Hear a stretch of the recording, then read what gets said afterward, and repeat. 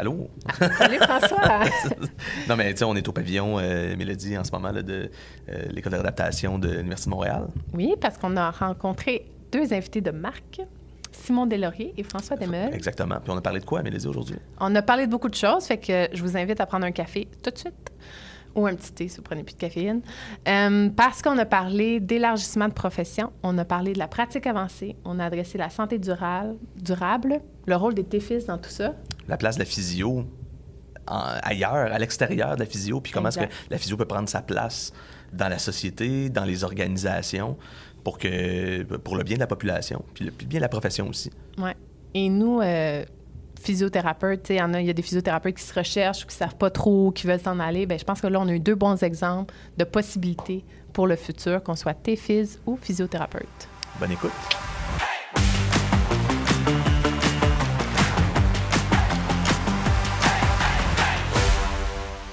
Le pouls de la physio est une présentation de Medexa, Physiotech, service d'électrothérapie et médical-tronique. Bonne écoute!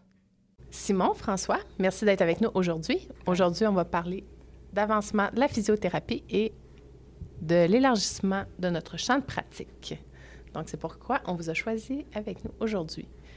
François? Bien, salut. Je suis content d'être là. J'imagine que on est bien content que vous ayez décidé de discuter de ça avec nous aujourd'hui. Peut-être que ça pourrait être une bonne façon de briser la glace, là, de vous laisser vous présenter chacun, puis parler un petit peu de votre parcours qui nous amène à surtout là, où est-ce qu'on en est dans le champ de pratique de la physio, la pratique avancée. C'est quoi votre implication dans tout ça? Simon? Ah oui. Donc, moi, c'est Simon Deslauriers. Je suis physiothérapeute depuis près de 10 ans. J'ai travaillé en clinique privée et en GMF au départ, comme clinicien. Et puis là, la vie m'a amené en recherche, alors que je pensais jamais faire de la recherche quand j'ai gradué. Moi, je voulais faire la clinique, puis j'ai aimé ça. Mais bon, le concours de circonstances m'a amené à faire un projet de recherche sur l'accès au service de physiothérapie, avec François d'ailleurs, dans l'équipe de recherche. Puis le projet était mené par Khadija Perrault. Et puis, la recherche, finalement, ça m'a accroché. J'ai aimé ça. Donc, j'ai continué au doctorat. Et puis, toujours en pratiquant à temps partiel la clinique. Et après ça, l'avenir m'a amené au ministère de la Santé. Donc, encore une fois, je ne pensais jamais que je travaillerais pour un ministère, mais encore une fois, j'ai adoré ça, l'expérience. Toujours en pratiquant jusqu'au 13 mars 2020 en clinique. Et après ça, j'ai travaillé encore un peu au ministère de la Santé. Et maintenant, je suis gestionnaire du Centre de recherche Vitam en santé durable à Québec. C'est quoi Vitam? Parle-nous un petit peu de ce que c'est. Oui, c'est un centre de recherche qui a 2-3 ans, qui existe depuis 2-3 ans. Ça se spécialise en santé durable. Donc, un esprit sain dans un corps sain, dans un environnement, des milieux de vie sains sur une planète en santé. Donc, une vision très élargie de la santé. Et puis, c'est un centre de recherche affilié au CIUS de la Capitale-Nationale et de l'Université Laval. 80 quelques chercheurs, beaucoup d'étudiants, vraiment un milieu stimulant et en croissance. Mais une des raisons pour qu'on vous a invité aujourd'hui, c'est aussi parce que, dans le fond, vous êtes super impliqués dans l'avancement de notre profession, mais aussi, je pense que vous êtes des exemples de personnes qui ont fait de la recherche, puis que la recherche les a emmenés à, je dirais, aider la physiothérapie, la promouvoir, la faire avancer sur d'autres sentiers. Fait qu'on va réaborder la santé durable plus tard, ça c'est certain. Mais François, j'aimerais ça en savoir un petit peu plus sur ton parcours. Bon, donc moi, je m'appelle François Desmeules, je suis professeur à l'École de réadaptation où on se trouve aujourd'hui. Moi, j'ai un parcours où je suis clinicien. J'ai été clinicien pendant quelques années, puis ça fait 20 ans que j'ai gradué de l'Université Laval. Et j'ai continué à travailler comme clinicien pendant plusieurs années. J'ai fait ma maîtrise, mon doctorat en santé publique, épidémiologie à l'Université Laval, puis par la suite postdoc, entre autres, sur les pratiques avancées, et prof ici à l'Université de Montréal là, depuis 2010. Et donc, pour les gens qui ne me connaissent pas, je travaille beaucoup, entre autres, sur l'évaluation des différents modèles de soins qui impliquent des physiothérapeutes. Et ces modèles de soins-là, ça touche pas juste la pratique avancée. Là, donc, je m'intéresse beaucoup à voir toutes les retombées potentielles que notre profession peut avoir dans différents contextes là, de pratique. Là. Puis, merci de l'invitation. Puis, c'est vrai que c'est super le fun qu'on t'ait invité aussi. Parce que, il y a vraiment quelque chose par rapport à Simon qui représente une nouvelle génération de physiothérapeutes. qui sont importants puis qui retournent dans différents secteurs de la société qu'on ne voyait pas historiquement tant que ça. Puis ça, je pense que c'est quelque chose qu'il faut qu'on aborde aujourd'hui. Fait que là, on parle, si ma mémoire est bonne, d'élargissement du champ de pratique dans ton cas à toi. Puis là, une question que tout le monde se pose, mais la dit jamais à voix haute, c'est quoi la différence entre la pratique avancée et l'élargissement du champ de pratique? Puis qu'est-ce qui fait vraiment partie de la pratique avancée et qu'est-ce qui n'en fait pas partie? Tiens donc. Fait que ça, la grande question à 100 pièces pour commencer, c'est quoi la pratique avancée? Alors, il y en a une définition de la pratique avancée. Vous irez voir sur le site de la World Physiotherapy. On en a écrit une définition, puis j'ai fait partie du comité qui l'a créée. Le problème avec la pratique avancée, c'est que c'est quelque chose qui bouge. Dépendant des pays dans lesquels on se trouve, la pratique avancée puis l'élargissement de notre rôle puis de nos responsabilités en tant que physiothérapeute, bien, elle va varier d'un pays à l'autre. Il y a des choses assez simples qu'on peut définir tout de suite en parlant de la pratique avancée. Donc, quand tu prends un physiothérapeute, puis on va donner des exemples concrets, quand tu prends un physiothérapeute, puis tu le places dans un modèle de soins où il va se retrouver à remplacer un médecin spécialiste, par exemple. Ça, c'est probablement le plus simple à comprendre. Tu trouves un physiothérapeute qui voit les nouveaux cas en orthopédie, que normalement, ça serait un orthopédiste qui aurait vu, les nouveaux cas en neurochirurgie, les nouveaux cas en physiatrie. Puis c'est le physiothérapeute qui prend en charge ces patients-là initialement dans un contexte de diagnostic, de consultation puis d'orientation de traitement. Il ne va pas offrir des soins nécessairement standards de physiothérapie. Il peut le faire dans certains cas, mais son rôle principal, c'est un rôle de consultant puis d'orientation des soins de ce patient-là. Par exemple, donc, dans une clinique d'orthopédie, on l'a à Jean Talon, par exemple, les physiothérapeutes vont voir des cas, puis ils vont décider, ce cas-là, il est-tu chirurgical, non chirurgical. On a la même chose en neurochirurgie à McGill. Il y a des physiothérapeutes qui sont formés, qui sont en pratique avancée, qui voient les patients qui sont sur la liste d'attente des neurochirurgiens pour des lombalgies puis des cervicalgies, puis le physiothérapeute, il pose un diagnostic, puis il pose un diagnostic dans le champ de la physiothérapie dans le contexte québécois, mais ailleurs dans le monde, les physiothérapeutes en pratique avancée, ils posent un diagnostic médical dans bien des cas. Puis ils posent ce diagnostic-là, puis ils décident, OK, ce cas-là, y a-tu vraiment besoin d'être vu par le neurochirurgien ou finalement, il y a juste besoin d'une approche conservatrice, non chirurgicale, que ce soit du médical ou que ce soit de la réadaptation, de la physio, des exercices, de la thérapie manuelle, etc., etc. Fait que, tu sais, ça, pour moi, c'est très, très clair, puis il n'y a pas beaucoup d'enjeux là-dessus. Puis, l'autre point, c'est lorsqu'on parle de d'autres modèles de soins, plus en première ligne de soins, ou dans les urgences, par exemple, ce qui nous intéresse au Québec. Moi, ce que je dis toujours à mes étudiants quand je parle de la pratique avancée, je leur dis, oui, il y a une zone grise où ce que le physiothérapeute, de par sa formation traditionnelle, de par ce qu'il offre comme service, ça peut ressembler des fois à ce qu'un physiothérapeute en pratique avancée va faire dans les urgences ou dans le GMF. Mais moi, je pense qu'il faut appeler les choses par leur nom. Puis, à partir du moment où tu as un physiothérapeute qui se retrouve dans un modèle de soins qui n'est pas traditionnel par rapport à la physiothérapie usuelle qu'on a, comme dans les urgences ou dans des GMF, par exemple. Puis là, on se retrouve dans un modèle de soins où, premièrement, le physiothérapeute, il a un rôle de consultant beaucoup plus important que ce qu'on retrouverait traditionnellement, par exemple, en clinique privée. Et donc, ça, c'est un point important. L'autre point, c'est que le physiothérapeute, il est positionné dans ce modèle de soins-là parce que, traditionnellement, c'était pas un physiothérapeute qui se retrouvait là. C'est un médecin qui se retrouvait là. Donc, il se retrouve à se substituer à un médecin. Donc, il prend le rôle d'un médecin pour la prise en charge.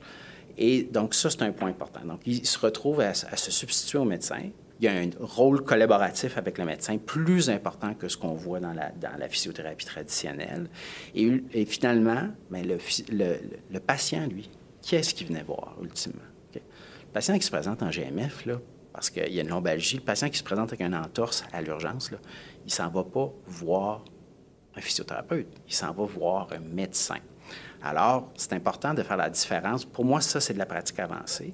Puis, bien d'autres experts, si on regarde à l'international où c'est beaucoup plus implanté, ces modèles de soins-là, on les appelle des modèles de pratique avancée. Puis les modèles de pratique avancée, ils n'ont pas besoin nécessairement qu'il y ait des actes médicaux délégués pour considérer que c'est des modèles de pratique avancée. Si vous regardez la définition qu'on a écrit avec le World Physiotherapy, on dit que oui, des actes médicaux délégués font partie des pratiques avancées, puis quand tu as ça, bien, c'est assez clair que c'est un modèle de pratique avancée, mais il y a plein de modèles qu'on n'a pas d'actes médicaux délégués, puis c'est le cas au Québec à l'heure actuelle. Donc, on n'a pas d'actes médicaux de façon systématique qui sont délégués aux physiothérapeutes, mais on parle quand même de modèles de pratique avancée. Puis, tu sais, c'est important de faire la différence, là, puis il y a eu un petit peu de confusion, puis c'est malheureux, tu sais, il faut faire la différence. Il y a une définition pour l'accès direct en physiothérapie.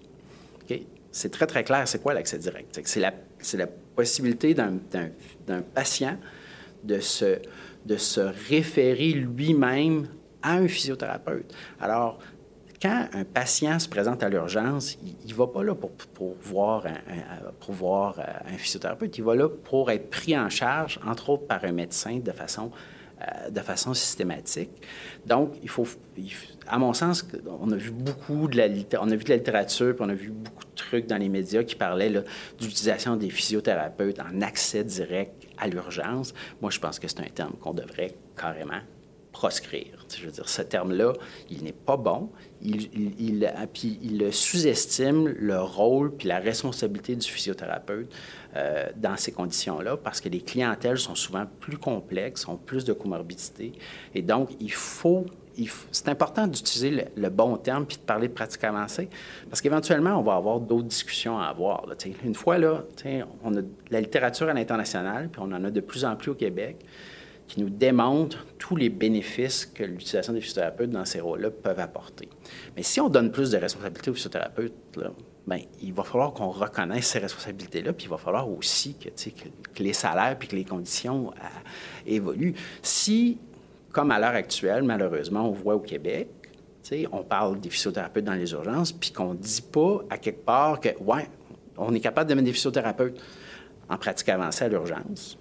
On pourra parler, qu'est-ce qu'ils ont besoin les physiothérapeutes en pratique avancée pour être à l'urgence, on pourra en parler par la suite.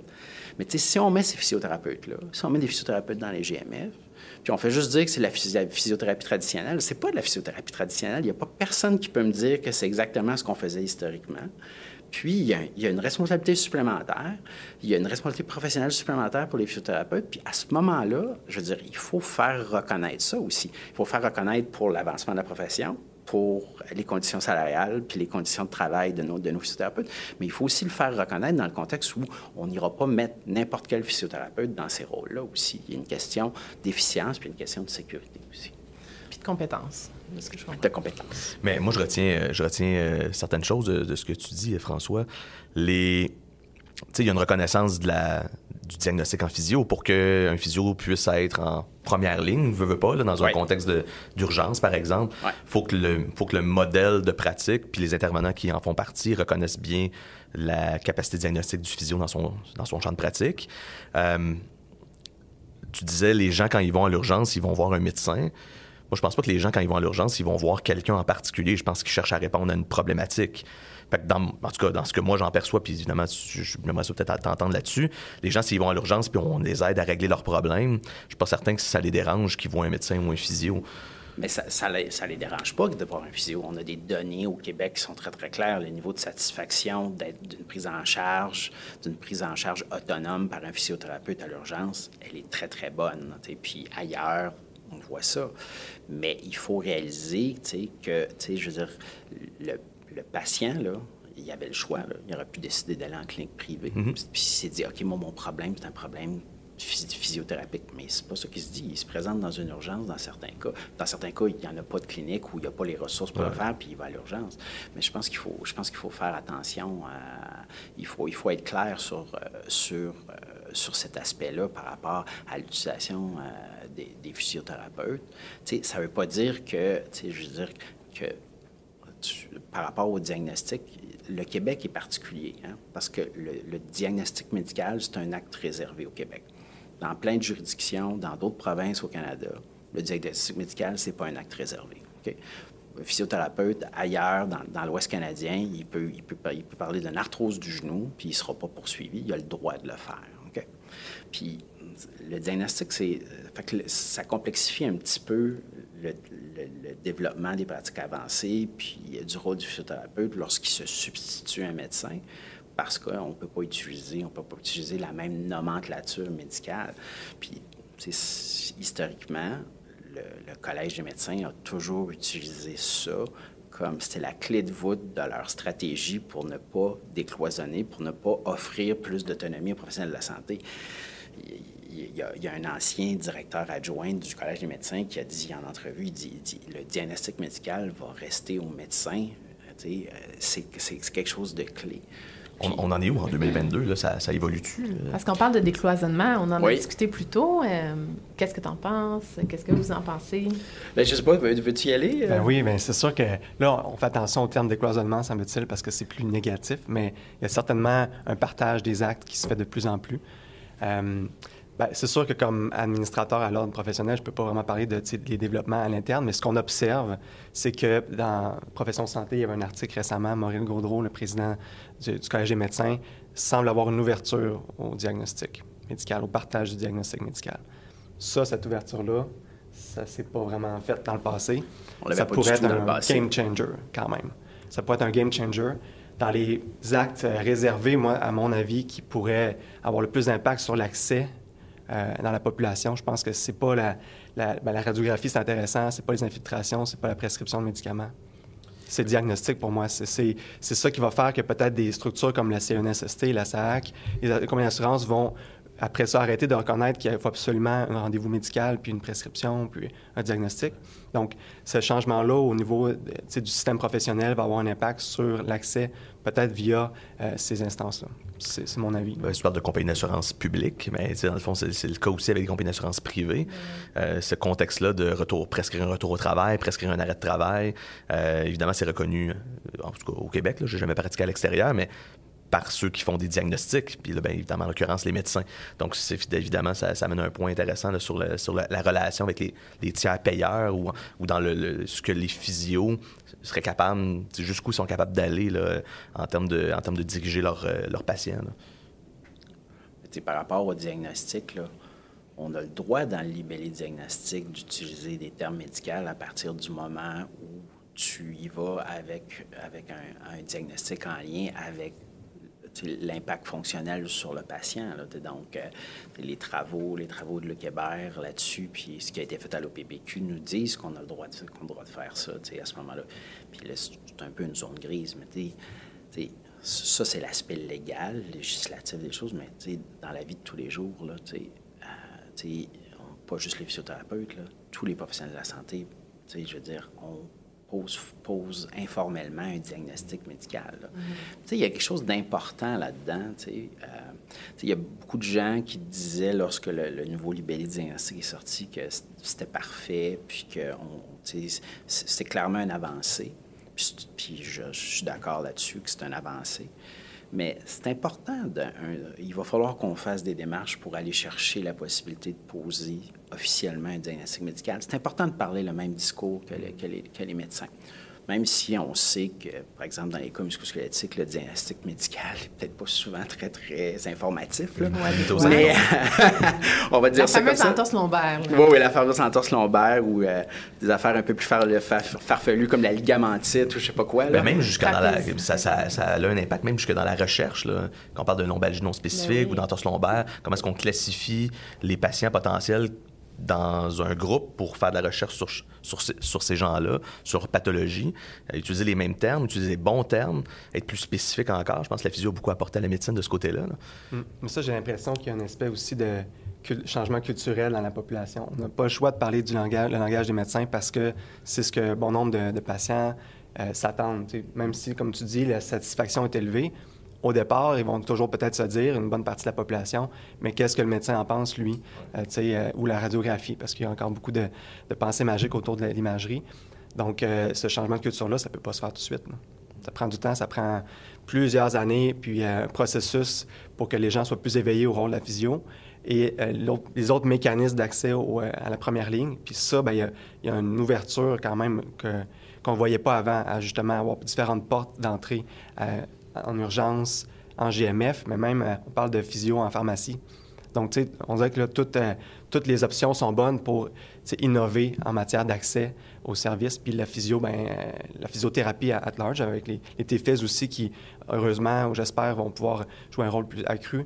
Bien là, ils sont au centre de ces innovations-là. C'est le fun. On n'est pas à côté de la traque. Là. Avec les travaux, par exemple, ce que François fait, on est vraiment au cœur de ces innovations-là.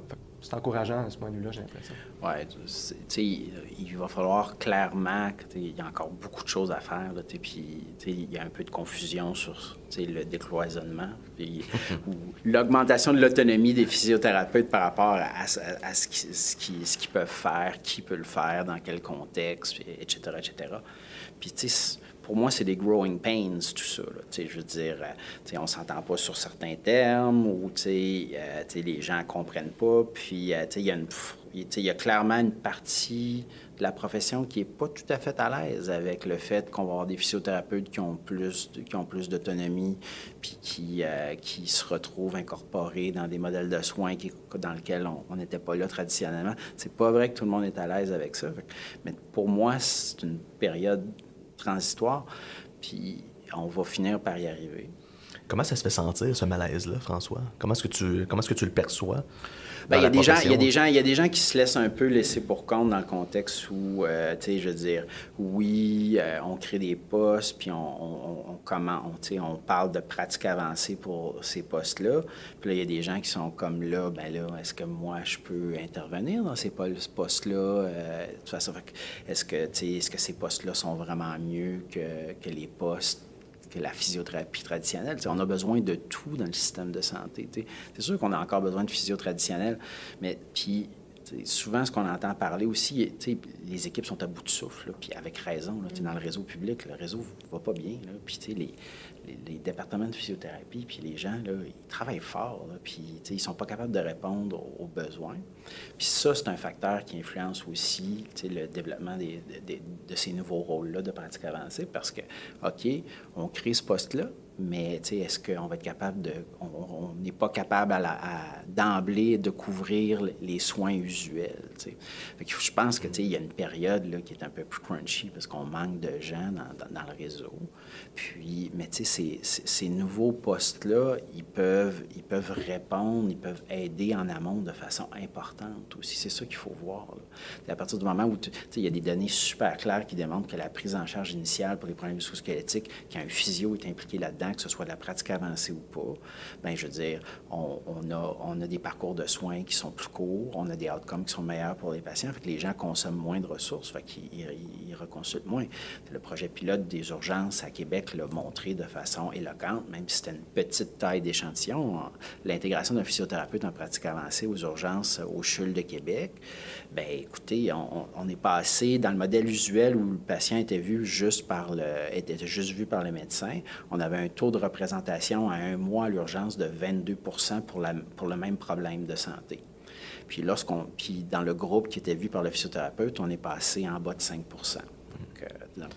Puis on peut penser à ce genre de statistiques-là qui sont plus propres au département, à la gestion publique, mais si on prend des statistiques aussi qui touchent le patient lui-même, risque de chronicité, consommation de médication, surmédicalisation inutile, santé mentale associée à tout ça, là, on est dans une période charnière où le système de santé est malade, qu'on a amené les solutions, mais les solutions sont arrivées peut-être trop tard. Fait que là, les équipes sont plus fatiguées, il y a moins de reconnaissance ou d'envie. Ça prend des crises pour forcer le changement. Bien, c'est ça, mais quand on a fait l'initiative du podcast initialement parce que les gens avaient une insatisfaction puis étaient plus pessimistes, je veux dire, certaines personnes étaient plus pessimistes par rapport à l'avenir de la physiothérapie en général, puis étaient justement épuisés, là, c'est dans la période COVID, qui ne voyaient pas le second souffle. Fait que, tu sais, je vois que vous le sentez, le second souffle. J'ai l'impression. C'est un bon point. En fond, tu as fait allusion à la pénurie de main-d'œuvre. Est-ce que ce genre de poste en pratique avancée-là va permettre de retenir des gens qui allaient en médecine ou dans d'autres professions, parce que c'est des gens qui avaient envie de quelque chose de différent, bien, c'est peut-être cette option-là qui va retenir une partie de l'attrition qu'on a en physiothérapie qui est élevée, on le sait. Fait que ça peut même avoir des effets sur les patients. Quelque chose qui revient souvent, c'est les responsabilités qu'on est capable de prendre, mais qu'on ne peut pas toujours prendre dans ce contexte-là. Donc, évidemment, c'est clair que c'est un bon point, ça. Ça améliore les conditions de pratique, là, lorsqu'à partir du moment où tu as des modèles de pratique avancés ou des modèles plus autonomes, là, parce que le physiothérapeute a un rôle d'intervenants pivots dans la prise en charge de ces patients-là. Fait que ça, c'est super attractif, là. Les discussions avec plusieurs intervenants, plusieurs CESIUS qui sont en train de développer des modèles de soins en pratique avancée. Puis ils me disent, ouais, mais on manque de physio dans le réseau. Là. Comment on va arriver? Bien, je dis ayez confiance. Vous allez, si vous ouvrez ces postes-là, il y a des gens qui vont vouloir revenir vers le public pour ça. Puis, tu sais, le point, là, on entend souvent parler des problèmes de main-d'œuvre, puis c'est vrai là, qu'il en manque, là. Mais tu sais, pour avoir un impact dans le système de santé, on n'a pas besoin de milliers de physiothérapeutes qui retournent au réseau public dans des contextes plus autonomes puis de pratiques avancées pour avoir un impact, là. Je donne toujours cet exemple-là. Fait que, en Irlande, 22 physiothérapeutes ont été développés. L'Irlande, c'est à peu près 6 millions d'habitants, là. Ça ressemble un peu au Québec. Il y a une population rurale, il y a 2 centres importants, Dublin, Galway, etc.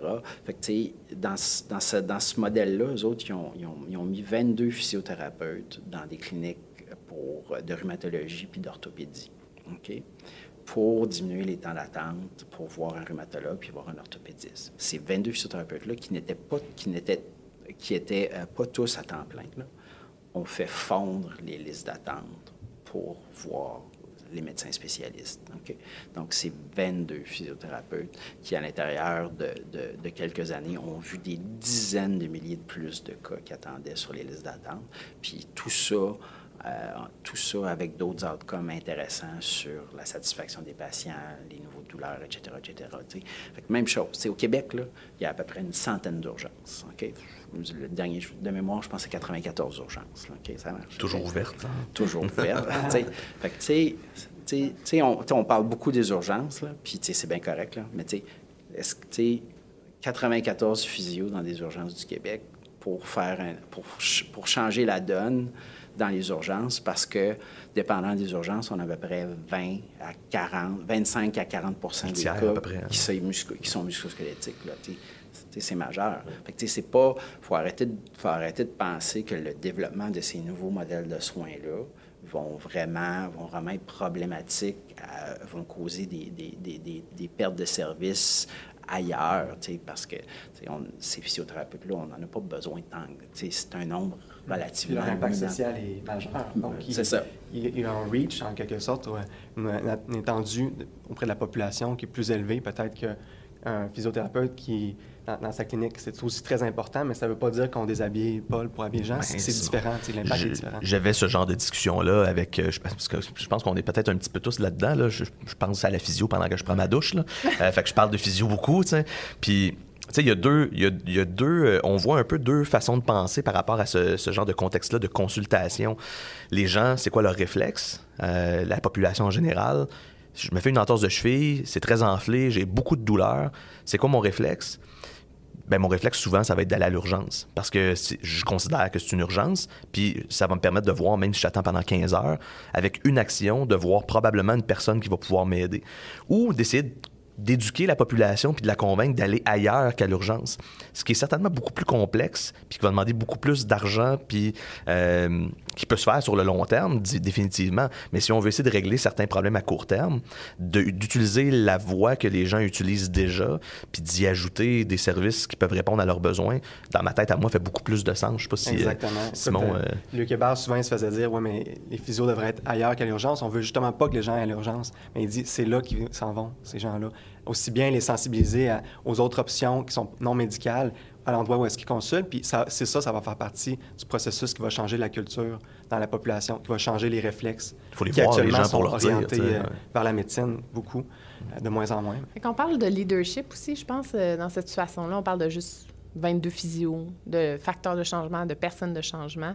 Un enjeu qu'on a en physiothérapie, c'est qu'il y a d'excellents leaders qui ont lâché la profession. Là. C'est pas un secret, dans le fond. Je comprends que l'avancement de la profession, la pratique avancée, puis tout ça, ça l'aide à ne pas perdre ces leaders-là. Mais je sais que, mettons, pour le podcast, il y a plein de gens qui ont envie d'être ces personnes-là. Puis des fois, peut-être, tu ne retrouves pas dans le modèle de pratique avancée, mais a envie de ne pas quitter la physio. Personne ne veut faire le deuil de la physiothérapie un jour dans sa vie. On a tous à le faire à un certain moment. On veut aller vers d'autres choses. Mais qu'est-ce qu'on répond à ces personnes-là qui ont peut-être passé, je vais dire, un 10 à 15 ans. 10 à 15 ans, c'est même utopique. Mettons un 5 à 10 ans en clinique privée. La moyenne est plus basse que ça, On va y malheureusement. aller sur un 5 à 10 ans en clinique privée, a le goût de faire autre chose. S'enligne peut-être pas pour la pratique avancée, fait que je vais adresser ma question plus vers Simon. C'est quoi les possibilités qui s'ouvrent à toi pour être un facteur de changement dans le domaine de la santé ou dans le monde en général pour la population québécoise? Ce que je pourrais leur dire, tu veux dire, à ces personnes-là qui ont 5-10 ans d'expérience, c'est de se garder les portes ouvertes. Comme je disais en introduction, moi, j'ai jamais pensé que je ferais de la recherche quand j'ai gradué. Mais pourtant, j'ai adoré ça. J'ai jamais pensé que je serais fonctionnaire. Mais c'était super stimulant malgré les préjugés qu'on peut avoir. Donc, il y a de la place un peu partout dans le système de santé pour des physiothérapeutes, pour des technologues en physiothérapie aussi. Donc, intéressez-vous à des enjeux, puis suivez cette voie-là. Moi, ce qui m'a amené en recherche, c'était les problèmes d'accès aux services dans le public. Je travaillais dans un GMFU, donc je voyais une clientèle qui n'avait pas d'assurance. Mais je savais très bien que le GMFU d'à côté, qu'il n'y a pas de physio, les patients, ils attendaient des mois ou des années à l'hôpital, ce qui ne fait pas de sens. Donc, cette problématique-là qui m'a amené avec l'équipe de Khadija de faire de la recherche, puis après ça, j'ai aimé ça. Donc, de se trouver une passion ou un intérêt, puis de l'explorer. Ça serait mon conseil. Puis là, vas-y. Tu sais, historiquement, on formait nos physiothérapeutes. Il faut se souvenir, là, c'était à la base, là, il y a 30-40 ans, c'était un truc hyper technique, la physiothérapie. Là, c'était du massage, c'était de l'application chaud puis froid, puis ces choses. Mais là, en 2022, là, nos programmes au Québec, ils ne forment pas juste des cliniciens. Là, je veux dire, puis peut-être, on pourra discuter si on doit encore améliorer ça, probablement. Oui. Mais tu sais, on les forme à la recherche, on les forme à la gestion. Il y a de plus en plus de trucs en leadership qui sont donnés dans les programmes. Fait que, tu sais, je pense que on est en train de voir les petits de ces changements-là dans la formation. Les gens qui choisissent la physiothérapie sont peut-être un petit peu différents. On a beaucoup d'attrition encore, là, mais ça, c'est sûr que c'est un problème. Puis, mais l'autre point important, comme tu parlais un peu, c'est que dans le réseau aussi, il y a un changement de mentalité sur qui devraient être les gestionnaires, qui sont les gens qui devraient s'impliquer. Historiquement, on est encore dans un modèle super médico-centriste, que ce soit pour les soins cliniques, puis que ce soit pour la gestion. Mais ça a changé. C'est en train de changer encore. Fait que, on retrouve des gens de différentes formations qui ont des postes de gestionnaire, puis ce ne sont plus juste des médecins. Et ces gens-là sont compétents, puis ils sont écoutés par le milieu. Fait que, c'est une question d'influence aussi. Là. Ouais, ça change. Là, je veux dire, quand je parle à des médecins de problèmes musculo-squelettiques, là, je veux dire, moi, je me sens pas inférieur à eux autres, là, loin de là, là. Puis eux autres non plus me voient pas comme un non-médecin qui sait pas de quoi il parle. Là, donc là, il y a comment toi tu te sens, puis comment la moyenne des physios pourrait se sentir. Oui. Alors, comment est-ce qu'on peut, c'est peut-être pas nécessairement notre sujet du jour, mais comment est-ce qu'on peut améliorer cette confiance-là que les physios ont envers leur capacité, leur connaissance? Ouais, moi j'ai mes idées, mais plus sécure dans son dialogue aussi. Là. Je pense qu'il y a des physios qui s'assument là, quand ils parlent avec un médecin, mais il y en a d'autres qui vont vouloir... avec un médecin ou avec un patient, dans leurs échanges, à savoir dans quelle direction est-ce qu'on s'en va, c'est quoi mon impact, est-ce que j'ai un impact réel, est-ce que j'ai une valeur dans cette relation-là avec mon patient, si oui, quelle est-elle? Comment est-ce qu'on peut continuer à améliorer cette... parce que là, je n'ai pas de statistiques là-dessus, mais j'en côtoie. Moi, ça fait 15 ans que je pratique aussi. Là, des physios qui quittent, entre autres, parfois, parce qu'ils ne se sentent pas assez compétents dans le milieu où ils arrivent puis qui ont des problématiques à aider à gérer chez les gens. Bien, la formation, là, on a un peu abordé, là, donc peut-être plus de formation pour donner des exemples de pratiques alternatives. Je sais que ça se fait à l'Université Laval, puis je suis sûr que ça se fait à l'Université de Montréal ailleurs. Ça, c'est quand même des belles expositions qui ont contribué justement à l'essor des alternatives, des physiothérapeutes qu'on voit un peu partout. Puis l'autre élément, je pense, c'est des modèles de rôle. Donc, des gens qui s'affichent puis qui parlent de ce qu'ils font maintenant avec leur lien et puis leur attachement à la profession. Puis des gens comme... La fierté du leadership. C'est ça. Vous êtes deux entrepreneurs, vous affichez aussi. Donc, ça donne des modèles à des gens qui se demandent, j'aimerais peut-être faire quelque chose comme Sideline ou j'aime la clinique, mais je recherche un petit peu faire de la physio, mais autrement, tu sais, aussi, c'est ça. Tu sais, des fois, là, les gens pensent que... Tu sais, j'entends des fois des gens dire « Ah, ben moi, je suis pas un leader. » Mais Tu sais, la personnalité, c'est une partie infime de ta capacité à devenir leader. Ça s'apprend, le leadership. Là. Ça s'apprend, ça. Mais il y a aussi... la gestion organisationnelle, puis tout ça. Exact. Il y a aussi plusieurs types de leadership. Ça, c'est drôle parce que quand on imagine un leader, on imagine toujours le même leader qui existait, qui était plus populaire il y a plusieurs années. Là. Mais on parle beaucoup plus de leader collaboratif maintenant. C'est plus besoin d'être un leadership central, là, que tout dépend de lui. Là. C'est plus un leadership si fonctionnel que ça non plus, là, des fois. Puis même, moi, je représente la communauté féminine, puis des leaderships féminins, il y a plein de leaders féminins qui ont fait évoluer ce modèle de leadership-là aussi, là.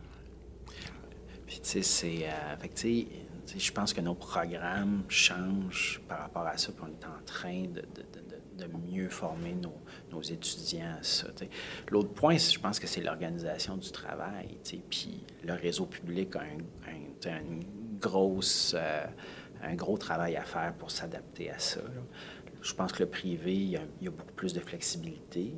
Mais tu sais, je sais pas, moi, quand j'ai commencé ma carrière, là, faire 40 heures semaine des patients back-to-back aux demi-heures, j'ai comme...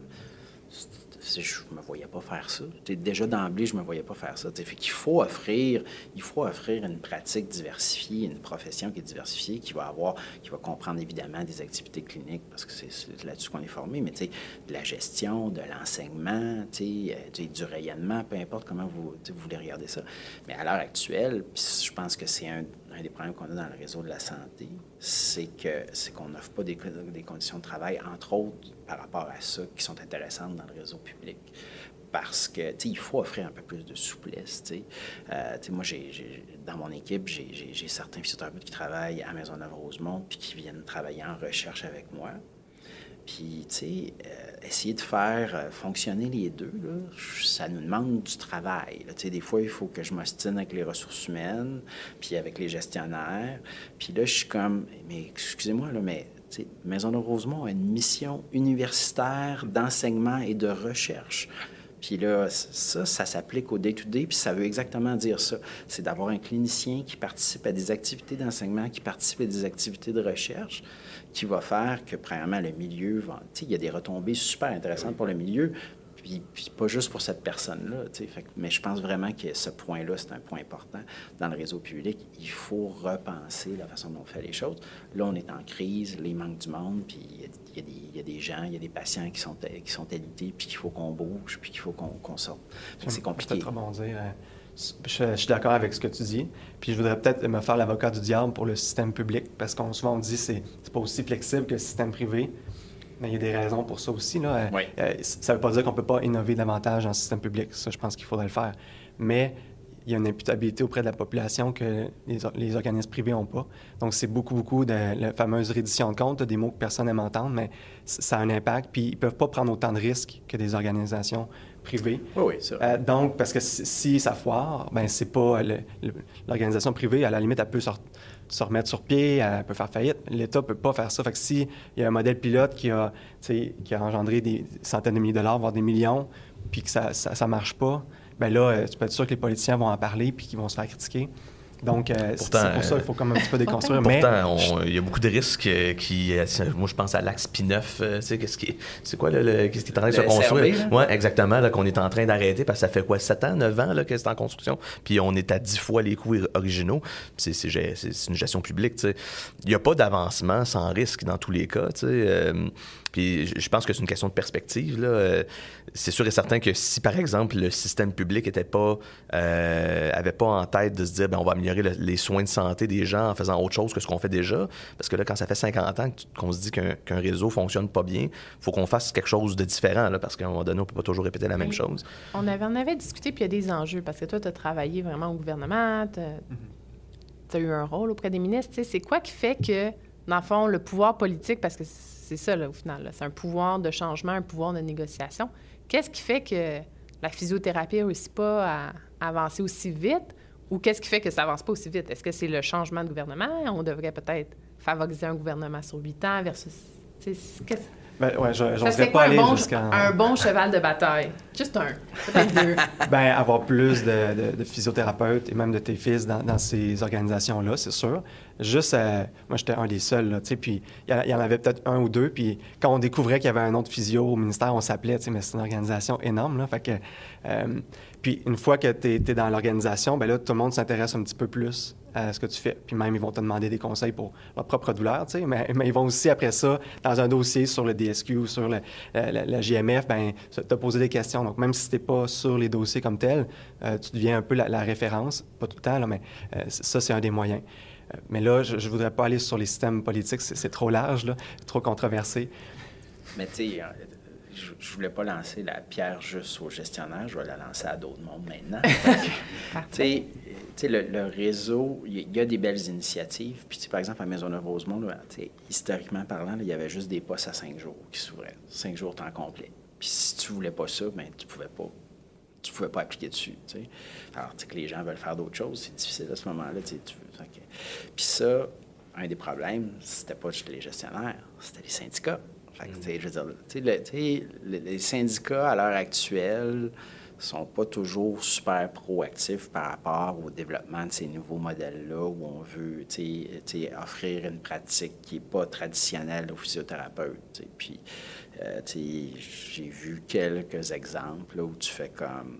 Là, tout ce que vous faites, c'est une application bête de votre convention collective. Il faudrait peut-être que vous pensiez un petit peu plus puis que vous soyez un acteur participant et constructif pour améliorer les soins. Donc, des physiothérapeutes dans les syndicats pour faire... Ça existe. C'est une question d'influence, encore une fois. Il y en a, ça, mais des fois, je veux dire, je suis sûr qu'il y en a qui sont super bons, là, mais des fois, tu fais comme aïe aïe. Fait que même dans le milieu public, on parle de penser out of the box, finalement, là, qui est comme une nécessité qui s'en vient. Moi, ce que j'entends aussi... C'est maintenant, là. Oui. Non, mais ça bouge. Tu sais, t'as l'impression que ça bouge pas, là, mais ça bouge. Ça bouge en ce moment. Ça bouge à vitesse grand V sur les développements des modèles. Puis à l'interne, il y a quand même un intérêt là, du ministère de ce qu'on voit. Puis je pense que tu te fais interpeller, là. Moi, je suis sur plusieurs dossiers au ministère, puis il y a des enveloppes. Oui, là, le monde va dire encore des projets pilotes, mais il y en a plusieurs des projets pilotes, puis il y a de l'argent significatif qui est associé à ces projets-là. Fait que, tu sais, c'est correct aussi, là, d'aller chercher des données, puis de pouvoir bien développer les choses. Mais il y en a beaucoup de projets à l'heure actuelle. Ce qu'on entend, c'est qu'en cours, c'est une période charnière de mouvement, il y a des choses qui se passent, puis il faut faire preuve de leadership. Puis je pense que, encore là, on va parler de syndrome de l'imposteur parce que nous, on le vit peut-être plus parce qu'on est peut-être... On le sent, là, de plein de physios qui sont venus vers nous puis qui ont ce syndrome-là. C'est qu'au final, je pense que la problématique, c'est qu'on a besoin de ces leaders-là en physio. Puis c'est alléchant, puis ils ne sentent pas qu'ils sont aptes pour plein de raisons, peut-être la formation continue, peu importe. Mais c'est dommage parce qu'il y a d'autres secteurs, je pense au domaine des affaires, au domaine de la technologie, qui regardent le professionnel de la physiothérapie, il est là. Il comprend la recherche, il comprend le data, c'est un bon leader, il est collaboratif, il est capable de communiquer. Moi, je vais l'embaucher puis je vais lui offrir un bon salaire, tu sais. Ouais. C'est aussi pas contre ça qu'on se bat à un certain moment, tu sais. Ouais. Et puis, on se compare souvent aux infirmières là, qui sont partout, puis qui sont ça. Mais les infirmières, regardez le nombre d'infirmières au Québec. Beaucoup, c'est combien au Québec? 30 000. Ah, c'est plus que ça, je pense. On est 5 000 physiothérapeutes, là, fait qu'il faut réaliser... Il ne faut pas être trop dur avec nous autres par rapport à ça, dans le sens où, je veux dire, il y en a 5 000 physios, là, je veux dire, des professions là, qui ont des volumes beaucoup plus importants que nous autres, il y en a beaucoup, fait, par rapport à ça. Mais il existe des mécanismes, pourtant, le ministère engage beaucoup des prêts de services, donc c'est des gens qui sont dans le réseau, qui sont prêtés pour 3 ans. Ça permet d'avoir l'input de gens cliniques ou des gestionnaires sur le terrain. Donc, c'est des choses qui nous permettraient d'être un peu plus présents. Mais il y a un autre facteur majeur, c'est la surcharge de travail aussi de leur côté. Donc, les pressions politiques qui font que constamment, ils aimeraient se projeter dans 5-10 ans, là, les directions, les différentes directions du ministère. Puis, je parle du ministère, mais en réalité, les CIUS, les CIUS, les CHU ont aussi une certaine autonomie, puis peut-être même de plus en plus, on le souhaite. Donc, eux aussi ont un travail de voir comment ils peuvent donner la place à chacune des professions. C'est pas juste le ministère. Mais malheureusement, ils ont de la misère à se projeter parce qu'ils sont constamment dans des enjeux du day-to-day politique. Pas toutes les directions, mais il y a beaucoup cet élément-là. Donc, est-ce que le fait de créer une agence indépendante, ça va aider cet élément-là? ça fait partie de ce qui se discute actuellement. Peux-tu mieux définir, tu as dit prêt de service, j'ai bien compris? Oui, bien, c'est des gens qui travaillent ils ont un poste dans le CCIUS, ils n'ont pas besoin de quitter leur poste pour travailler pendant quelques années au ministère de la Santé. OK. Ça amène une expertise du terrain pour prendre des meilleures décisions. Puis tu perds pas tous les avantages que tu as, là. Mm-hmm. OK. Je ne connaissais pas ça. C'est une manière, si des gens sont intéressés, d'aller porter leur voix où est-ce que les décisions sont prises. Toi, c'est ça que tu avais fait, finalement? Non, moi, c'est un peu différent. OK. L'autre point, par rapport à des physiothérapeutes ailleurs dans le réseau, c'est qu'ailleurs au Canada, puis dans plusieurs autres pays, c'est qu'on nomme ce qu'on appelle des clinical scientists, qui sont des cliniciens qui ont une formation en recherche, puis qui vont avoir des postes dédiés dans le réseau de la santé pour mener des études en lien avec la pratique clinique de façon très, très, très proche. Là. Donc, ça existe beaucoup, relativement beaucoup dans le reste du Canada anglais, mais c'est pas des postes qu'on voit beaucoup au Québec, par exemple. Fait que on en voit, il y en a eu de plus en plus, il y en a un petit peu plus dans le réseau de la santé anglophone, mais c'est quelque chose d'intéressant aussi là, qu'on commence à rattraper là, le temps perdu là-dessus ailleurs, ici au Québec par rapport au reste du monde, là, où on place des physiothérapeutes dans des rôles, c'est des rôles de recherche, mais il y a quand même une composante de gestion là-dedans parce qu'ils ont vraiment, c'est de la recherche, mais dans un contexte d'amélioration continue de la qualité des soins. Fait que, ça aussi, c'est des choses qui sont intéressantes. Historiquement, tu ne voyais pas nécessairement des physiothérapeutes là, tu commences à en voir. Puis pour répondre aussi à des problématiques de physio, mais des problématiques plus larges aussi, qui est le parcours de soins d'une clientèle X, dans lequel tu vas avoir une partie physio, mais tu vas avoir un aspect médical, etc. aussi. Fait que la recherche est aussi un vecteur. Tu me demandais, qu'est-ce qu'on peut dire aux gens qui travaillent depuis 5-10 ans? Là, aller faire une maîtrise avec François. Mais est-ce que c'est un vecteur? Parce que moi, j'ai fait une maîtrise en recherche. Vous avez fait de la recherche. François, tu as le profil plus entrepreneurial typique qui n'a pas fait de recherche. Tu n'as pas fait de maîtrise en recherche, dans le sens? Je n'ai pas fait de maîtrise du cours. Ah, c'est ça. Est-ce que de nos jours, il faut faire une maîtrise en recherche finalement pour avoir accès à ces postes-là? Y a-t-il des parcours qui sont différents? Je sais qu'il y a le DEPA qui existe aussi, qui est quand même un deuxième cycle. Troisième cycle. Bon, mais j'ai fait l'erreur, tout le monde. Fait que vous savez, maintenant, c'est un troisième cycle. On a un programme de deuxième cycle qui est le micro-programme, puis on a un programme de troisième cycle qui est le départ. Moi, je suis une fille de l'Université Laval. J'ai pas été assez sensibilisée, je pense. C'est correct. Donc, Mais, écoute, tu sais, clairement, ce qui se passe dans le monde, c'est que quand on forme des gens à la maîtrise en recherche ou au doctorat en recherche, on les forme plus juste pour devenir des chercheurs. Okay. On les forme pour devenir... Tu sais, il y a des aspects de gestion, il y a des aspects de leadership, des aspects de communication qui sont... Tu sais, il y a des trucs transversales qu'on leur enseigne aussi à travers ça. Parce qu'on le fait très bien à l'heure actuelle. Disons qu'on travaille là-dessus. Mais oui, je pense que dans certains cas, ça peut aider. Mais tu sais, il y a d'autres portes que la recherche en physiothérapie. Là, tu sais, je veux dire, les MBA, tu sais, je veux dire, il y a les diplômes de gestion, des choses comme ça. Puis, tu sais, ces gens-là, moi, je pense que, tu sais, il y a plusieurs options qui nous permettent, là, tu sais, de permettre, en termes d'enseignement puis de formation complémentaire, qui peuvent ouvrir des portes. Là. C'est vrai que la recherche, c'est pas juste pour le milieu académique. Là, donc, c'est pas juste la maîtrise scientifique ou le doctorat qui va vous ouvrir des portes, mais c'est quand même une voie intéressante, même si vous voulez pas être chercheur plus tard, parce que, comme tu dis, la formation s'ajuste, puis les employeurs s'ajustent aussi. Puis ils voient un intérêt avec quelqu'un qui a un MSc ou un PhD à venir collaborer. Puis même au ministère de la Santé, la sous-ministre adjointe, elle voyait très bien une plus-value au niveau de la rigueur, du raisonnement critique, de l'efficacité, gestion de projet. C'est tous des éléments qui peuvent être mis de l'avant quand tu as fait de la recherche. C'est pas propre à l'académique. Là. Donc là, ça prend plus de physio, si je comprends bien. Puis ça prend des physios qui ont fait un doctorat. Donc, pas tout. On a déjà une bonne moyenne. Non, mais tu sais, mettons, le doc aux États-Unis depuis 2020 est obligatoire. Là, ça l'était bien avant. Est-ce que ce serait un avantage au Canada, au Québec, d'ajouter, 6 mois, 1 an, là, puis d'aller chercher des aspects différents que tout ce qui est très technique? On parlait de modalité là, tantôt. Là, François, puis tu disais il y a 30 ans, mais moi, ça fait pas si longtemps que ça, j'ai gradué, puis la formation était beaucoup comme ça aussi, là, en enseignement de techniques de traitement, de modalité, alors alors qu'on sait qu'en haut de ça, tout notre aspect diagnostic, le diagnostic différentiel et compagnie, est quelque chose de majeur pour la physio. Donc, comment est-ce qu'on peut avoir plus de physio? Parce que, tu sais, les infirmières, j'ai dit 30 000 tantôt, mais c'est peut-être 50 000. Pourquoi est-ce que les physios, pourquoi est-ce que nous, on ne pourrait pas être 20 000? T'sais? Puis comment est-ce qu'on peut faire en sorte pour être plus? Bien, il faut qu'il y ait moins de monde qui parte. Il faut que les milieux de formation forment plus de monde. Donc, et où tout ça, le diplôme, la quantité de finissants, les gens qui restent sur le marché du travail puis qui ne quittent pas, comment est-ce qu'on peut améliorer tout ça? On me dit à l'oreille que c'est plus de 80 000 infirmières. Donc, s'il y en a du monde. Ça, c'est toi, tu parles d'un doctorat d'entrée de pratique. Oui, oui. Donc, ça, c'est une grosse question.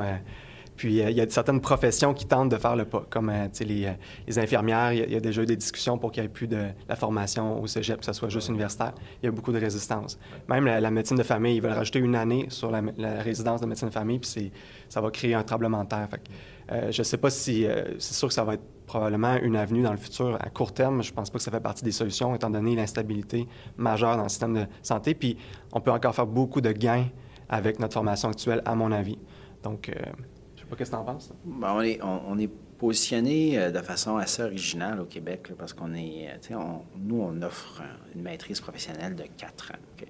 Si tu compares, je n'ai pas de données probantes, là, puis le chercheur en moi va parler de discussions qu'il y a eu à l'international puis aux États-Unis. Là, mais si tu compares notre curriculum de 4 ans avec le DPT américain, là, il n'y a à peu près pas de différence. Okay? Le DPT américain, c'est du marketing. Là. Ce qu'il faut réaliser, c'est qu'aux États-Unis, je veux dire, les universités, la majorité des universités qui enseignent la physiothérapie sont des universités privées. Fait que c'est un truc qui est vraiment pour, ça se veut, pour bien paraître et tout ça. Je ne veux pas dire que leur formation n'est pas bonne, mais est-ce que c'est vraiment de niveau doctorat? Puis que c'est supérieur à la nôtre, je pense pas que c'est le cas. Si on parle de présence avec d'autres professionnels qui, eux, ont un doctorat, ça, par exemple, quand tu parles de marketing, cette apparence-là peut être importante. Quand on parle avec des pharmaciens, des dentistes, des médecins, des psychologues, qui ont tous des doctorats, finalement, des optométristes, comment est-ce que ce marketing-là pourrait avoir un avantage pour la physio? Est-ce que c'est un problème, d'ailleurs, là, quand ce niveau de formation-là? Bien, les gens vont voir des kinésithérapeutes ou des orthothérapeutes qui ont... pas nécessairement pour la population, mais plus pour en termes de lobbying puis leadership avec les autres instances. Bonne question. Je suis pas sûr que c'est si important que ça, moi, personnellement. Je veux dire, je suis pas sûr que c'est... on est niveau maîtrise. Là. Fait que c'est déjà bien. Je pense qu'il y a d'autres moyens de faire reconnaître notre pertinence puis nos compétences.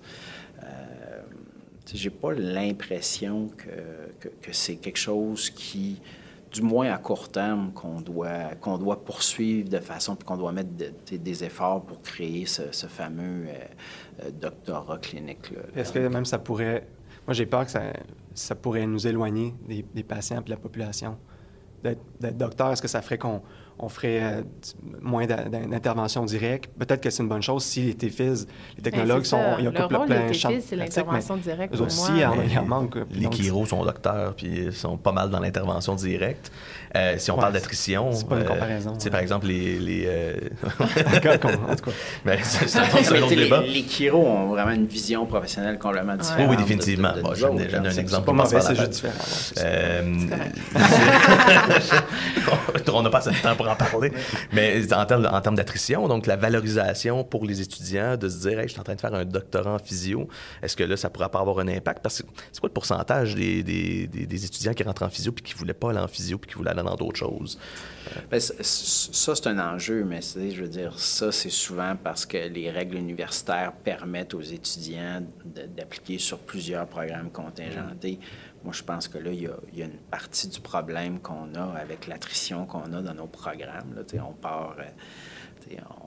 on perd, dépendant des universités, là, je dirais que, je ne sais pas combien c'est rendu à Laval, là, mais ça doit être aux alentours, puis à l'Université de Montréal, on a 20 % de nos étudiants là, qui quittent en cours de formation. C'est normal d'en avoir, là, mais on aimerait ça en avoir moins. Moi, je pense qu'il faut qu'on regarde plus vers nos conditions de pratique plus que d'autres choses, tu sais. Fait qu'on a un enjeu de salaire, par donner un exemple. Moi, j'ai pas l'impression que si j'avais une maîtrise versus un doctorat, si mon salaire était similaire à mes collègues qui étaient dans des programmes aussi contingentés, ça dérangerait. Tu sais, je pense que c'est quand tu regardes les personnes avec qui tu as fait tes études. Fait qu'on parle de dentistes, on parle d'infirmières même qui font des meilleurs salaires, bien, c'est sûr que tu te dis, pour avoir eu une cotère aussi élevée, je trouve ça insultant à un moment donné que le salaire n'est pas suivi. Je pense que c'est ça que les gens, puis les conditions de pratique aussi, tu sais, comment ça se fait que je vois encore plein de patients pour atteindre un objectif salarial qui fait du sens dans une clinique privée, alors que ma pratique peut être parfois redondante, là, puis que j'ai appris autre chose. Mais c'est que malheureusement, puis là, je vais faire l'avocat du diable, puis en fait, je suis tout à fait d'accord que tout le monde devrait faire plus, gagner plus, moi le premier, puis mes collègues, puis nous tous, mais c'est une question d'offre et de demande en premier. Là. S'il y a de la demande mais pour... la demande est là maintenant. La demande est prête à payer combien pour voir un physio? Là, tantôt, tu parlais d'orthothérapeute, on peut parler de pratiques alternatives, mais les gens, est-ce qu'on se différencie suffisamment bien dans la population pour que les gens acceptent de payer plus cher pour venir nous voir, nous? Et là, comment est-ce qu'on peut améliorer cette représentativité-là de la profession à l'œil de la personne qui a besoin de consulter pour faire en sorte qu'elle va être prête à payer le juste prix que nous, on juge pertinent. Parce que c'est pas nous qui décident combien on vaut, c'est les gens qui nous payent, c'est les gens qui viennent nous voir, que ce soit dans le système public ou dans le système privé. Les tiers payeurs. Les tiers payeurs sont influencés par la population. Si la population dit « faut que je voie un physio », c'est pas vrai que je vais être sur une liste d'attente pendant il y a 18 000 personnes sur une liste d'attente pour voir un physio public. C'est important que je sois vu plus rapidement, puis que la personne est prête à payer 200 $ pour voir un physio dans le privé. Mais c'est sûr que ça crée des ajustements. Mais c'est une question d'offre et de demande, que ce soit dans le privé ou dans le public. C'est encore drôle parce que moi, je les suis, là, les prix en physio, là, puis les prix ont tellement augmenté depuis la COVID. Là. Il y a comme c'est partout, Mélodie. Oui, c'est de partout, mais vraiment de manière importante. Puis la population n'a pas chigné. Fait que, tu sais, je pense qu'il y a une plus grande reconnaissance des besoins en physiothérapie, plus qu'on pense, puis que les gens sont prêts à payer pour des traitements de qualité. Je pense qu'on est vraiment dans une période que les gens commencent à comprendre que si je vais voir lui, ça va me prendre moins de traitement. Je vais vouloir aller le voir, je vais aller le voir moins longtemps. Je suis prête à payer plus, je veux juste que mon problème se règle puis retrouver ma qualité de vie. Moi, je pense qu'il faut tenir compte c'est quoi le modèle d'affaires qu'on a en physio privé. Là. On est passé, là, il y a 20, 25 ans, où on voyait les patients, puis il y a encore des cliniques qui font ça, là, 2, 3 fois, 4 fois par semaine. T'sais. Je pense qu'il faut tenir compte de ça. Je pense que la profession doit revoir la façon dont on traite les gens aussi. C'est pas vrai qu'on a toujours besoin d'être hands-on, puis on pourra avoir des grandes discussions sur le hands-on, hands-off, mais puis sur la spécificité de ce qu'on a besoin d'offrir à ces gens-là en termes d'exercice, de traitement. Puis si moi je charge plus cher initialement pour une consultation, mais puis les données probantes vont vers ça. Je veux dire, c'est pas vrai que j'ai besoin de voir un patient si souvent que ça pour qu'il s'améliore à partir du moment où il a été bien pris en charge initialement, que je lui ai donné un bon programme d'exercice. Je veux dire, il va pouvoir évoluer avec ça, puis je vais le revoir. Fait que, c'est ça qu'il faut... Il faut voir l'ensemble des coûts associés avec une prise en charge pour un problème, parlons un problème musculosquelettique. Moi, je pense qu'il y a ça. Il y a ça. Tu sais, des enjeux. Tu sais, là, on dit qu'il manque des physios partout puis que les patients attendent dans le privé. Bien, tu sais, je pense qu'il y a un petit reality check à faire avec les cliniques privées pour dire, bien, écoute, tu sais, là, des discours comme, tu sais, des propriétaires de cliniques qui disent à leurs jeunes finissants, bien, là, ces patients-là, tu le vois pas assez souvent, là, tu sais, on l'entend encore, ce discours-là. À quel point c'est fréquent, mais je sais très bien. Des jeunes physiothérapeutes m'ont dit ça. Tantôt, on parlait de manque peut-être de connaissances en gestion, puis dans d'autres choses que tout ce qui est modalité technique.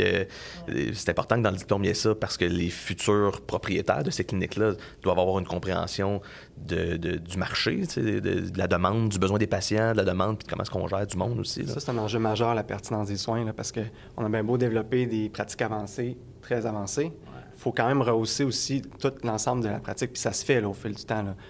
Je suis très fier de notre profession, mais il y a encore des pratiques comme ça qu'on peut bonifier, puis ça va aider à répondre à la pénurie qui nous empêche de développer des champs de compétences ou des pratiques avancées. Donc, il ne faut pas oublier ce créneau-là quand même, de rehausser le standard de soins, la pertinence des soins qu'on offre. Là. Puis ça ne veut pas dire, tu sais, je ne suis pas contre les approches manuelles. Là. Des fois, il y a des patients qui en ont besoin. moi, je pense qu'on en fait trop de façon générale. Là, Mais c'est qu'il y a la différence entre les patients qui en ont besoin puis les patients qui en veulent. Ouais, mais... Et là, dans le fond, on peut pas du jour au lendemain décider qu'on coupe des trucs qui sont des Mais besoins de la on population. Ça parce qu'on- s'explique, ça. Ben, c'est parce qu'on se retire. Il y a Oui, ça, mais mais on oublie aussi qu'il y a des technologues en physiothérapie, tu sais, dans le sens... Moi, c'est là que... Il y en a des gens qui ont besoin d'être suivis 3 fois semaine. Il y en a des gens qui ont besoin d'être pris par la main. Est-ce que la personne qui prend par la main ce thérapeute-là, ça doit être quelqu'un, justement, qui a fait une maîtrise en recherche, qui a fait telle affaire, qui a un intérêt pour la littérature scientifique, qui veut faire autre chose qu'un technologue en physiothérapie qui a à cœur, dans ses études, de passer du temps avec le patient. Tu sais, moi, c'est là que c'est correct de voir des gens qui ont besoin ou qui le souhaitent plus souvent. Est-ce que c'est quelqu'un qui a un deuxième cycle qui devrait voir un patient 3 fois semaine? Est-ce que c'est la meilleure utilisation de tes compétences? J'ai des doutes, tu sais. il faudrait demander aux physios, savoir qu'est-ce qu'ils veulent faire, parce que si on leur demande, on va certainement avoir la réponse. Quand on leur demande s'ils veulent voir moins de patients ou faire juste d'évaluation, bien souvent les physios veulent aussi voir des patients ont été formés, entre autres, pour ça. Mais Donc, mais c'est faut faire c'est une minorité, attention, parce c'est une minorité professionnelle. On parle d'un cursus de soins. Ça veut pas dire que tu vas faire énormément plus. Mettons que tu fais de la physiothérapie 3 fois semaine, qui est comme le rêve de pas mal de physiothérapeutes, je pense. Ben oui, tu vas faire moins d'évaluations. Tu vas en faire des évaluations, mais tu vas avoir aussi un cursus de soins. Tu vas l'évaluer, tu vas le revoir dans 1 mois, cette personne-là, ou entre-temps, elle va être vue avec un technologue en physiothérapie. Puis, tu vas faire des suivis, tu vas peut-être prendre en charge, tu vas le recommander, tu vas l'aider à se prendre en charge dans le système de santé publique. Il y a plein de choses que tu peux faire autres qui est de rencontrer toujours des nouvelles personnes. C'est sûr, la réponse à ta question, c'est sûr qu'il faut utiliser davantage le champ de pratique des technologues en physiothérapie. Ça, c'est clair. Mais moi, ça m'amène à une autre question que j'ai eue tantôt, là, quand on parle des postes de pratique avancée des physiothérapeutes. Ouais. Puis tu avais mentionné un peu améliorer les conditions de pratique, la reconnaissance de ces postes-là. Est-ce que ça veut dire qu'on va faire comme les infirmières praticiennes spécialisées puis qu'on va créer une nouvelle catégorie de postes avec une nouvelle échelle salariale, une nouvelle responsabilité, ou on reste dans la zone physiothérapeute? Ça, c'est un enjeu quand même majeur à savoir est-ce que c'est réaliste ou pas. Bien, oui, il faut qu'on une question qu'on se questionne là-dessus. Oui, correct. Mais en même temps, si tu vois ailleurs dans le monde, c'est ça qui a été fait. On a créé un nouveau standard où il y a des physiothérapeutes qui s'appellent des physiothérapeutes en pratique avancée. Puis ils ont des rôles, puis ils ont des responsabilités supplémentaires, puis ils ont des conditions salariales qui sont différentes. Mais ces physiothérapeutes-là, il y a un point important. Ces physiothérapeutes-là, ils ne sont pas nécessairement dans leur rôle de pratique avancée 5 jours semaine. C'est ça qu'il faut réaliser. C'est que là, on voit dans certains, que ce soit UK, en Irlande, en Australie, en Nouvelle-Zélande, il y a des physiothérapeutes qui travaillent comme physiothérapeutes avancés avec les bénéfices et les responsabilités qui viennent. 2 jours semaine, 3 jours semaine, le reste du temps, ils travaillent dans un rôle traditionnel. Fait que, moi, je pense qu'il y a des façons de faire. Puis, je parlais avec des gestionnaires qui sont en train de créer des postes, même si on ne peut pas dire officiellement que c'est un titre qui existe au Québec, la pratique avancée. Mais, il était là. Je dis, moi, je pense que vous avez quelque chose de très attractif pour amener des gens vers le réseau de la santé, des physios vers le réseau de la santé. Vous leur offrez un poste en urgence, en pratique avancée, 2-3 jours semaine, puis le reste du temps, vous leur donnez des responsabilités qui sont plus traditionnelles. Moi, je pense qu'il y a bien du monde qui aurait le goût de faire ça à ce moment-là. Je veux dire, même chose pour les GMF ou des choses comme ça. Moi, je pense que ça devient très intéressant. Ça répond aux problématiques de ne pas juste faire des évaluations. Ben oui, définitivement. Mais là, dans le fond, c'est que si on demande, puis évidemment, là, je sais qu'on est au début, balbutiement d'établir cette formation-là pour avoir un nombre qui va augmenter de physios qui vont. Mais là, moi, je me mets dans la peau de quelqu'un qui pourrait se dire, je vais peut-être aller faire ce diplôme-là. Est-ce que ça vaut la peine d'investir du temps et de l'argent sur un diplôme supplémentaire pour aller faire ça 2 jours semaine? Oh, la question qui tue. Non, c'est super facile à répondre. Oui. Avant de répondre à la question qui tue, soyons clairs, là. Les pratiques avancées, là, c'est en émergence. Puis quelqu'un qui a de l'expérience, qui a déjà travaillé avec ces clientèles-là, qui a déjà travaillé avec les autres professionnels de la santé dans ce modèle de soins-là, qui a déjà travaillé avec les orthopédistes, avec les neurochirurgiens, puis il peut avoir acquis les compétences pour prendre ces rôles de pratique avancée. Là. Moi, mon message, là, je veux dire, oui, moi, je suis prof à l'Université de Montréal, puis je suis directeur des 2 programmes de pratique avancée. Mais moi, que j'aille 8 étudiants ou j'en aille 25 dans le programme, mon salaire est pareil. Fait que, tu sais, je veux dire, oui, je pense que notre programme, c'est un programme qui est bon, puis qui forme de façon systématique les physiothérapeutes dans ces nouveaux rôles-là plus autonomes de pratique avancée. Mais mon message à l'heure actuelle, c'est que je veux dire, nous, on standardise ce que les gens ont besoin. Tu sais, on leur donne une formation, puis on donne une formation qui est originale dans le sens où on leur donne des compétences pour le GMF, pour l'urgence et pour la médecine spécialisée, que ce soit la physiatrie, l'orthopédie, la rhumatologie. Est-ce qu'il y a d'autres physiothérapeutes à l'heure actuelle qui sont capables de prendre des rôles de pratique avancée parce qu'ils ont de l'expérience, ils ont 20 ans d'expérience, puis ils ont toujours travaillé proche avec les orthopédistes? La réponse, c'est oui. C'est pas vrai que, je veux dire, à l'heure actuelle, tous les postes de pratique avancée qui vont être développés au Québec, ils doivent passer par nos programmes ici à l'Université de Montréal. Nous, on l'offre les programmes, on est probablement un peu en avance à ce qui s'est fait ailleurs dans le monde. On a formalisé la formation qu'on pense qui est nécessaire pour les physiothérapeutes en pratique avancée. Alors qu'on n'a pas officiellement statué sur le titre de pratique avancée au Québec, puis tous ces modèles-là sont encore en émergence au Québec. Ailleurs que dans le monde, la façon dont ça s'est fait, c'est que les physiothérapeutes qui ont appris sur le tas là, ces rôles-là. Puis après ça, en Australie, au UK, en Irlande, on a créé des programmes, on a officialisé le titre de pratique avancée. Fait qu'on est un petit peu différent dans cette approche-là. Ça crée des programmes qui permettent de regrouper des jeunes leaders, là, des moins jeunes, mais pour avoir enseigné dans tes cohortes, là, c'est des gens passionnés par la physiothérapie, puis qui vont être des acteurs de changement dans leur milieu. Puis là, ils vont chercher des outils. Il y a sûrement d'autres options aussi, mais c'en est une intéressante parce que ça les permet de se regrouper puis de voir qu'ils ne sont pas les seuls. Il y a un mouvement, puis il y a des ressources, puis ça leur donne un certain cadre. Mais après ça, ils peuvent vraiment être acteurs de changement. Puis ça va faire des petits à l'échelle de la province, souhaitons-le. On approche de la fin. Puis, il y a un sujet que je voulais qu'on aborde, puis juste s'assurer qu'on l'aborde aujourd'hui, c'est justement les changements qu'on peut avoir au niveau plus systématique. Fait que je sais, Simon, que tu es nouvellement impliqué en santé durable. Mm-hmm. Je pense que c'est une autre solution. On a parlé de la pratique avancée, on a parlé de plus de leaders. On sait que notre système de santé est malade en ce moment, puis même s'il va y avoir plus de leaders, même s'il va y avoir plus de physio, il y a un enjeu en ce moment autre. Puis la santé durable souhaite résoudre en partie ce problème-là. L'analogie que je fais, puis je suis sûr qu'il y a des cliniciens qui vont se reconnaître, t'as beau traiter la douleur, la dysfonction, mais tu sais que le patient ou la patiente retourne dans son milieu de travail ou chez lui, chez elle, puis va se reblesser, va redévelopper la douleur, va redévelopper des mécanismes, des mauvaises postures. Donc, il y a des éléments qu'on peut vraiment performer en clinique, mais si on n'adresse pas les enjeux, les déterminants sociaux de la santé, bien là, l'impact est minime. L'impact du système de santé sur la santé, il faut le reconnaître, il faut être humble là-dedans.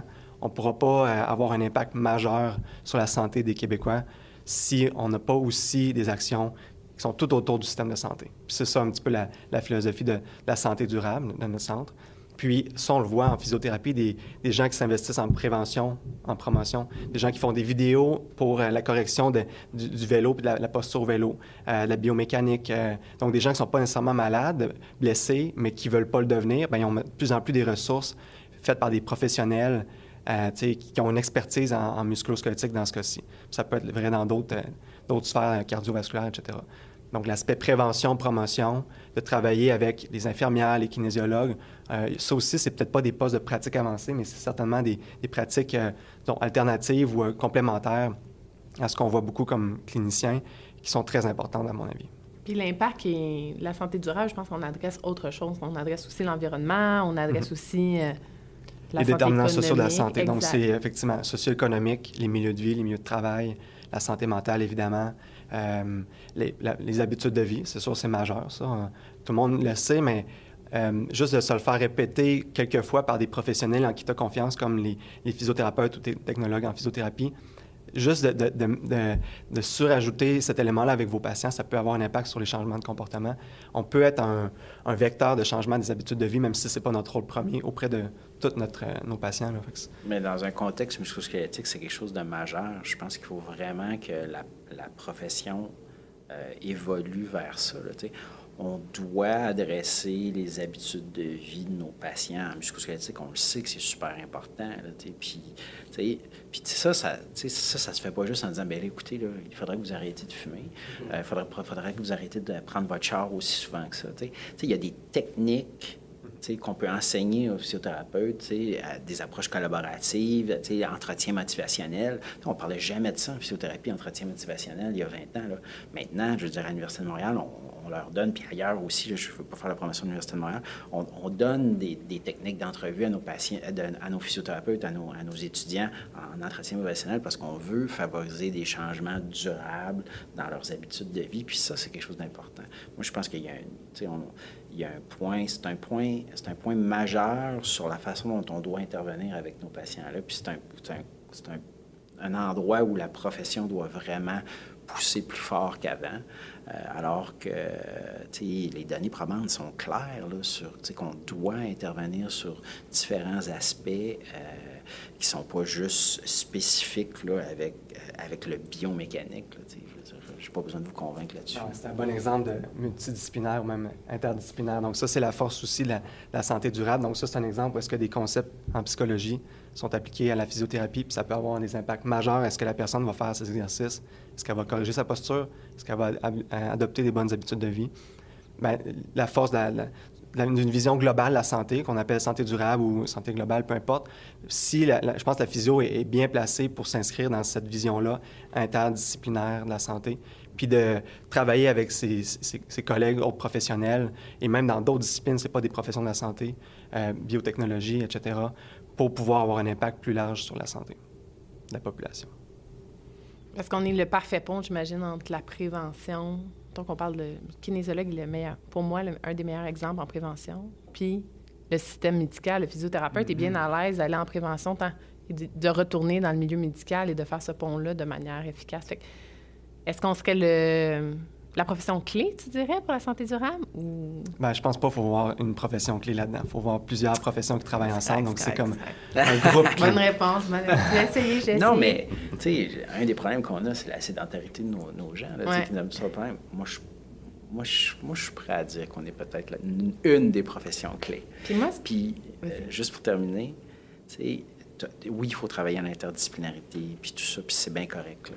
Mais en même temps, là, il faut penser là, dans un contexte de première ligne de soins. Là. Il ne faut pas qu'il y ait systématiquement 18 intervenants qui viennent dans un dossier pour une problématique relativement simple. Fait que ça veut dire qu'il faut qu'on outille les physiothérapeutes pour qu'ils soient capables d'avoir des approches cognitivo-comportementales, d'entretien motivationnel, en partie. Puis là, il y a peut-être d'autres professionnels de la santé qui vont me dire que j'empiète sur leur champ de pratique. Mais tu sais, il faut réaliser, il y a une efficience. Il y a un décloisonnement. Oui, tout à fait, c'est ça. Fait que, tu sais, il touche d'autres choses. T'sais. Il y a une relation patient-thérapeute dans ce cas-là. Parce que la relation patient avec, tu disais, 18 personnes, ça rend ça pas mal plus complexe, ça coûte plus cher. C'est plus difficile de stimuler du changement chez quelqu'un quand il y a autant de personnes qui peuvent dire des choses qui peuvent être un peu différentes. Puis définitivement... Puis il y a des données claires dans la littérature. Là, on le sait que, par exemple, pour les problèmes musculosquelettiques, souvent le message n'est pas clair dans la tête des patients.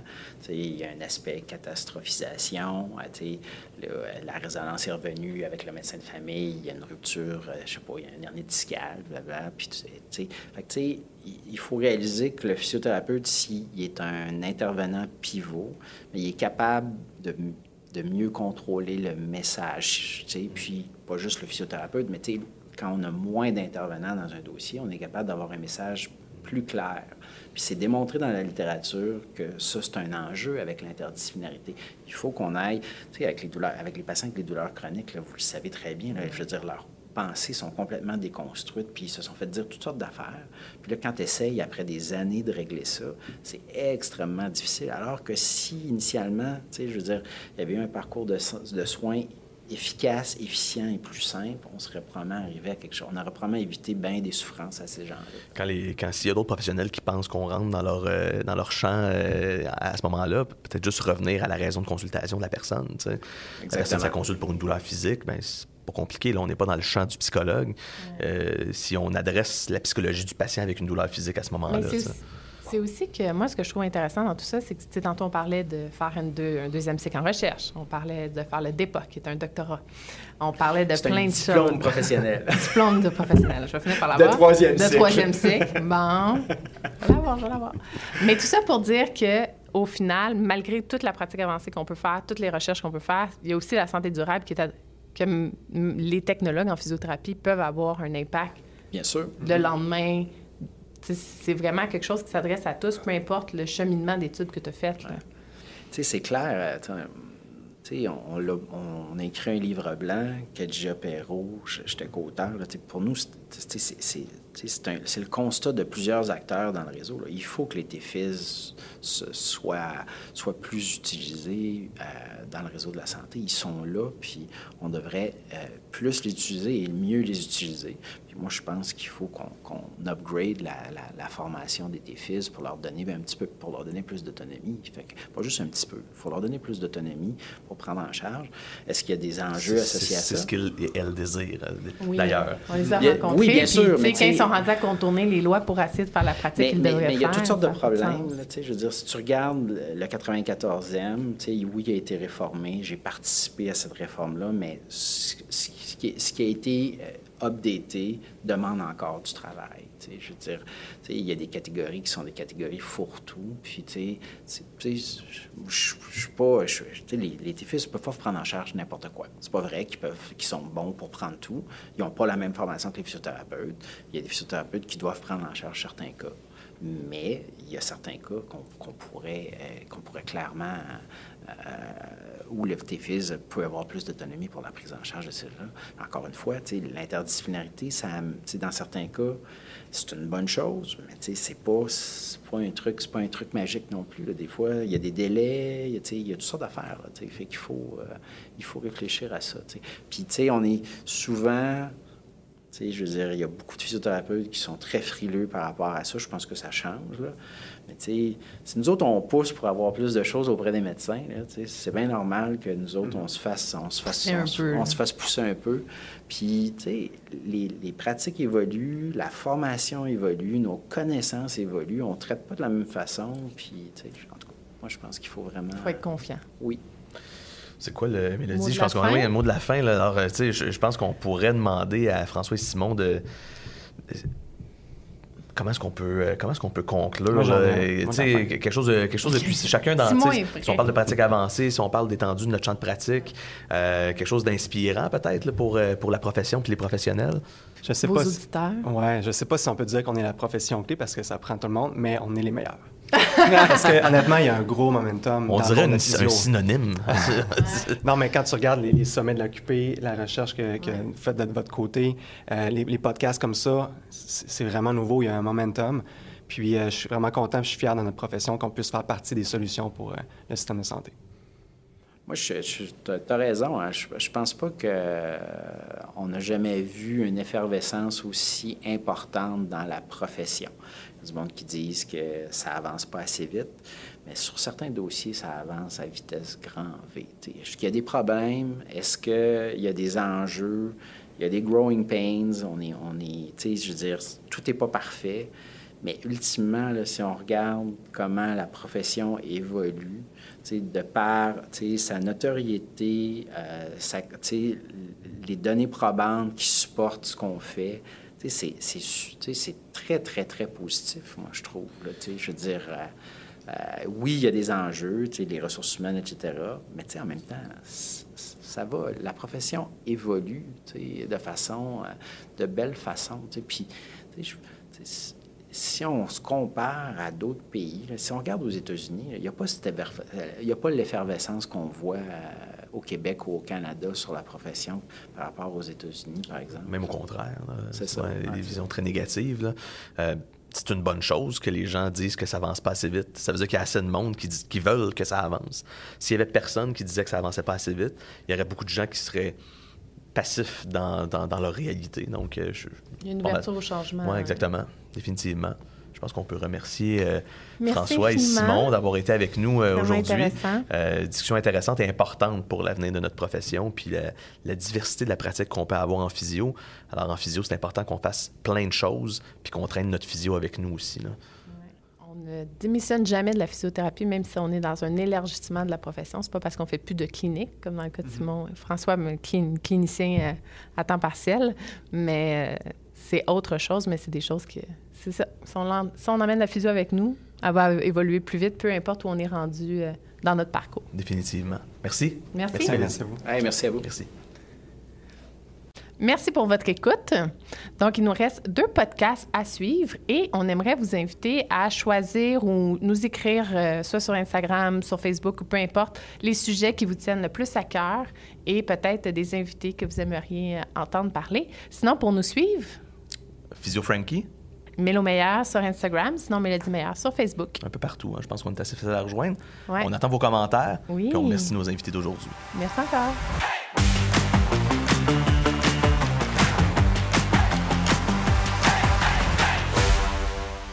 Le pouls de la physio est une présentation de Medexa, Physiotech, service d'électrothérapie et médical tronique.